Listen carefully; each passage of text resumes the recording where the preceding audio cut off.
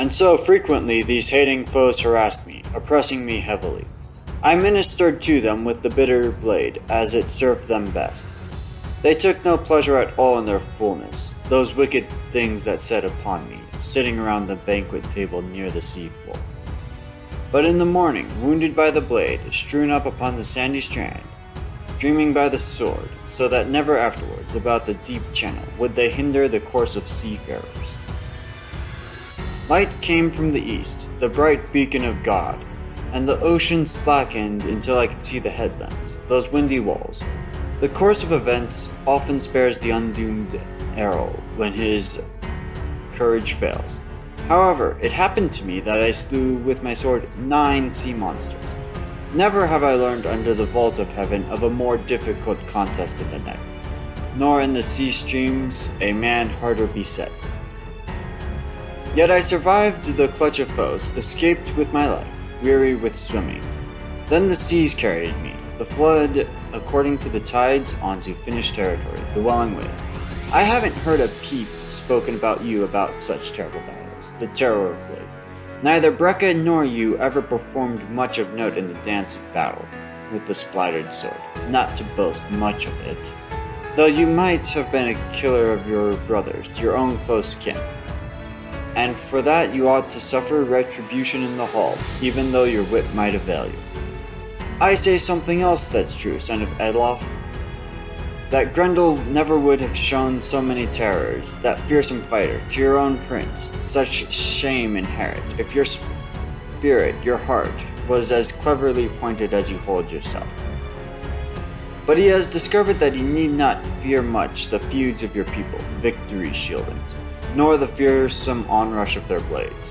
He extorts tribute, is merciful to none, makes war enjoy itself, kills it and eats it, reckoning nothing of the attacks of the Spear Danes.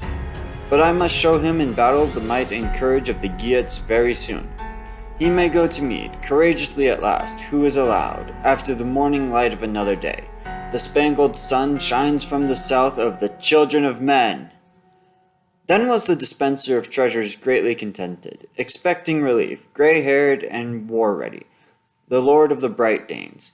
He heard the people's ward, in Beowulf, a well-conceived plan. There was a laughter of heroes, a singing sound, their words were winsome. Well, Wealhtheow went forth, Hrothgar's queen, mindful of manners, gold-fretted. She greeted the men in the hall, and the generous woman gave a cup first to the home warden of the East Danes, bidding him be blithe at the beer-taking, cherished by the people. He accepted it gladly, the feasting and the hall flagon, a king victory bold. Then the lading of the helmets rounded throughout, giving the jeweled cup to young and old.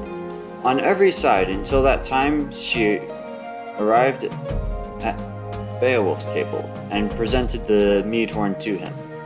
She greeted the Geat chieftain and gave thanks to God, wordfully wisdom fast, so that her wish should come true, that she could anticipate assistance against the crimes coming from some earl. Beowulf received the cup, a slaughter-fell warrior from Wealhtheow, and then, bucking to fight, spoke eloquently, making a speech, the son of Ecgtheow.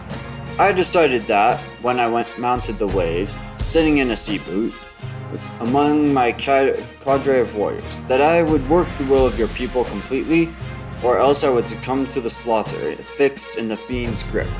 I must perform this deed of manly courage, or else I will await my final day here in this mead hall. These words were most pleasing to the woman, the boasting speech of the Geat. She went gold-laden, the generous queen of her people, to sit by her lord. Then there were again, as before, within the hall, glorious words spoken, and a tribe in high spirits, the song of the victorious folk, until, almost immediately, the son of Halfdane wished to seek his evening rest. He knew a raid upon that high house had been planned by the monster since the sun's light could be seen, until the night was darkening over all, and that shape of a shadowy night would become scurrying, dark under a dark sky. The troops all rode. Then that man hailed the other, Hrothgar to Beowulf, and bid him fair fortune. ceding him care of the wine hall and speaking these words. Never have I before yielded up to any man, ever since I could control hand and shield. This majestic hall of the Danes, safe to you right now. Keep it and hold it well, this best of houses. Be mindful of fame.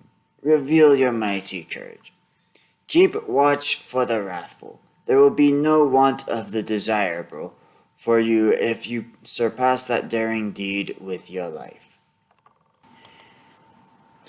Then Hrothgar departed with his retinue of warriors, the hedge of the shieldings, out of the hall. The first in war wished to seek Wealhtheow, his queen, as his consort. The glorious king had appointed such a hall guardian against Grendel, as men would soon learn, who kept this unique office for the Prince of Danes, pronouncing this giant watch. Indeed, the chief of the Geats trusted eagerly in his proud power and the protection of the measurer.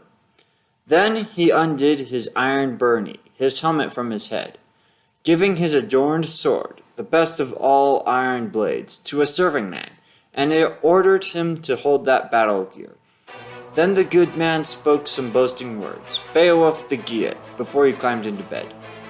I have never tallied my lone war prowess the poorer my deeds of war than Grendel would himself. Therefore I do not wish to kill him with a sword, deprive him of life, though I might thoroughly. He knows not of the excellent skills which he may strike against me, or hew my shield, although he may be ferocious in his malicious deeds. Yet we two must, in the night, eschew the sword if he dares to seek out a war without a weapon, knowing God, the Holy Lord, will afterwards judge the glory to whichever hand seems the better. The battle-brave lay bent down, the bolster receiving the nobleman's face, and about him there were many daring sea warriors, bowed down to their hall rest. None of them thought that he would ever seek again from there his beloved home, his kinsfolk, or his cherished city, where he was raised. But they had learned that a gory death had before seized too many great men, the Danish people, in that wine-flowing hall. But the Lord had already given them the weft of war fortune to the Wheaterish men, aid and assistance, so that they would overcome their enemy entirely through a singular strength, by one's own might. The truth is revealed that mighty God has ruled over mankind for many wide years. The demon came in the dark of night, a shadowed slider gliding. The bowmen slept, those who must keep hold over the horned hall, all except one. It was a fact plain to men that the spectral Shather was not allowed to tear them into the shadows when the measurer willed it not. But that one, watching and wakeful, wrathful in his rancor, swollen-minded, awaited the end of this struggle.